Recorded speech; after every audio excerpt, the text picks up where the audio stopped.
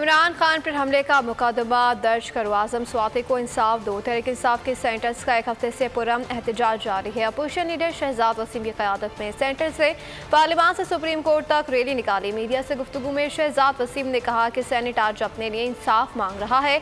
हम आइन के मुताबिक जान और माल, चादर, चार दीवारी का तहफ़्फ़ुज़ चाहते हैं। शिबली फराज का हुकूमती सेंटर्स की खामोशी पर शिकवा।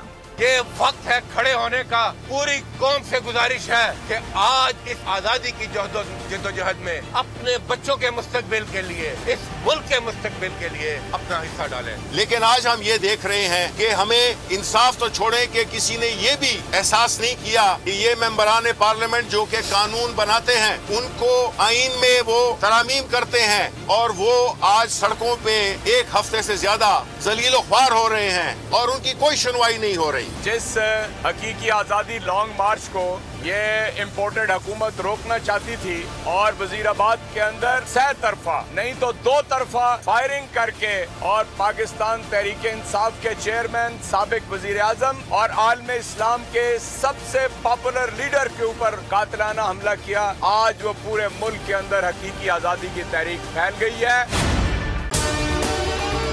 अगर आपको हमारी ये वीडियो पसंद आई है तो लाइक पर क्लिक कीजिए।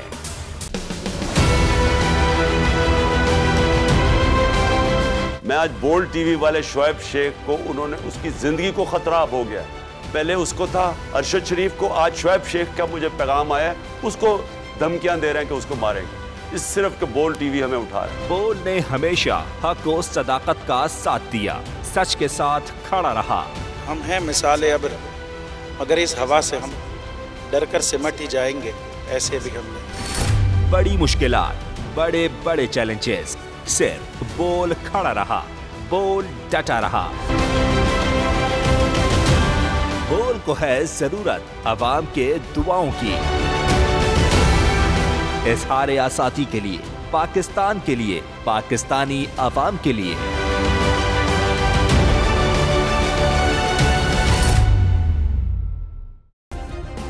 सब्सक्राइब करें और बेल दबाएं ताकि कोई खबर रह न जाए।